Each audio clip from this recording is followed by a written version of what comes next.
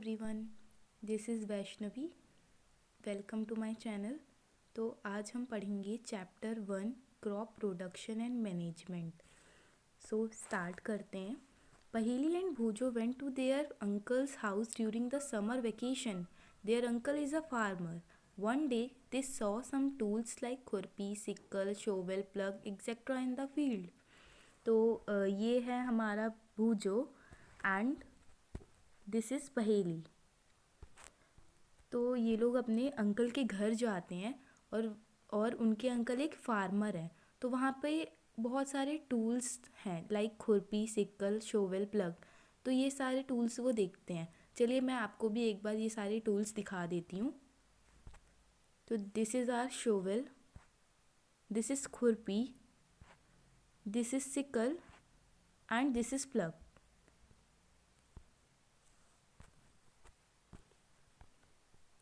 You have learn that all living organism require food.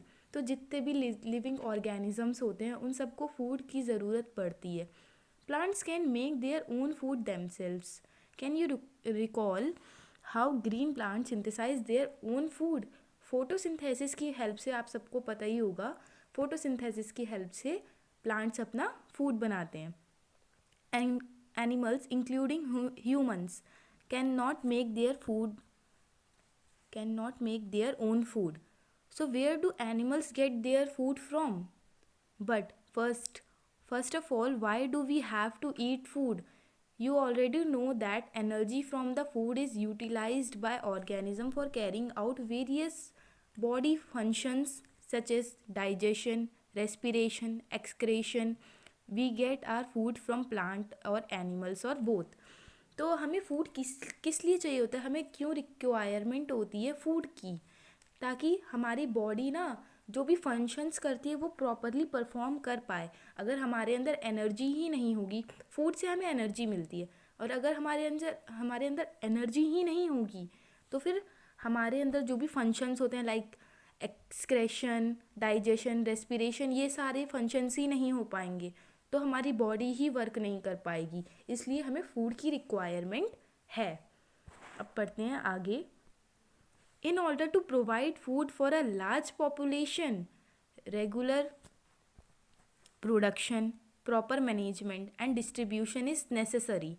तो ये है कि मतलब हम क्या कर सकते हैं कि हमें अगर लार्ज स्केल पे फूड प्रोवाइड करना है तो रेगुलर प्रोडक्शन और प्रॉपर से हम मैनेजमेंट, फूड मैनेजमेंट ओके करेंगे और डिस्ट्रीब्यूशन करेंगे, तभी तो फूड हम प्रोवाइड कर पाएंगे।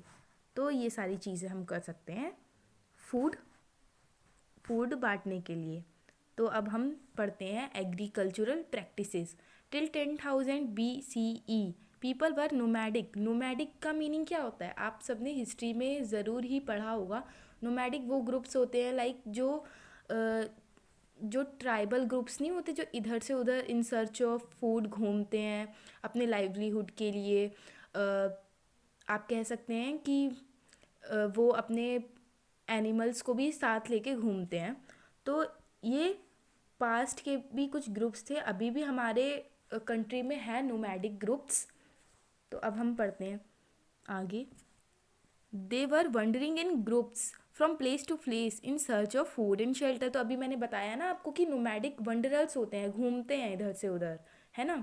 तो तो ये लोग घूमते थे फूड की सर्च में और शेल्टर, रहने के लिए जगह की सर्च में ये लोग घूमते थे। They ate raw fruits and vegetable and started hunting animals for food.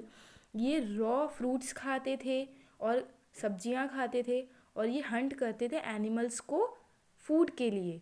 Letter they could cultivate land and produce rice, wheat and other food crops.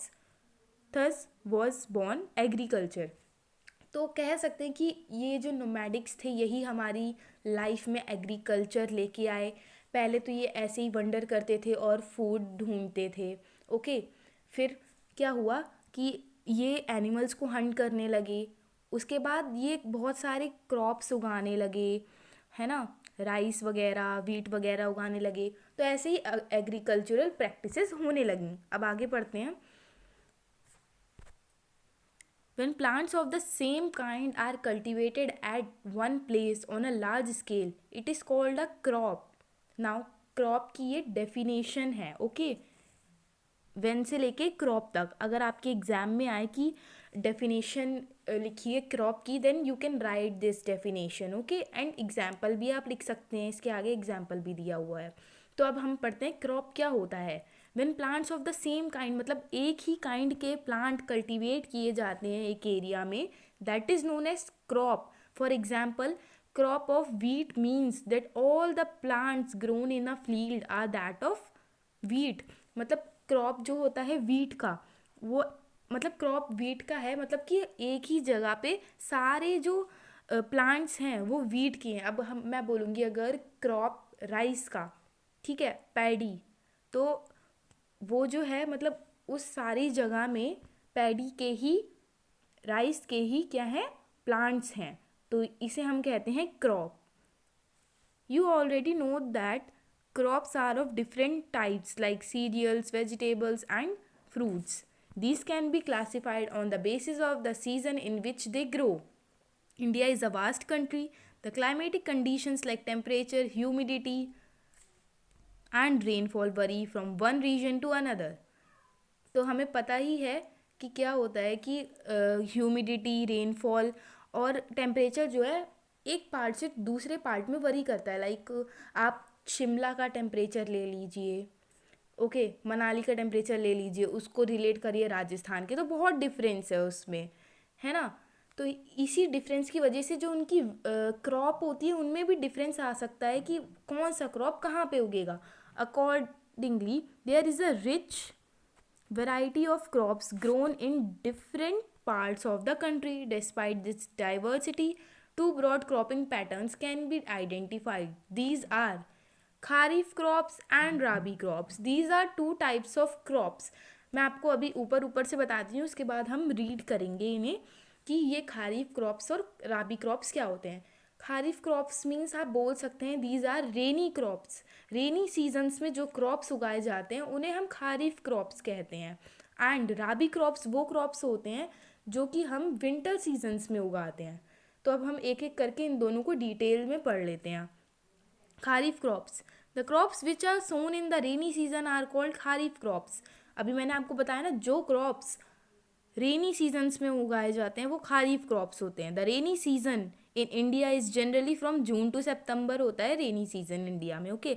और कुछ एग्जांपल्स इसके दिए हुए हैं like paddy, maize, soybean, groundnut and cotton are kharif crops. ये सारे kharif crops हैं, यानी कि ये सब रेनी सीजन्स में उगाए जाते हैं, ठीक है? तो ये हो गई आपकी खारीफ क्रॉप की डेफिनेशन। एग्जाम्पल भी आप लिख सकते हैं आपके एग्जाम में अगर आएगा।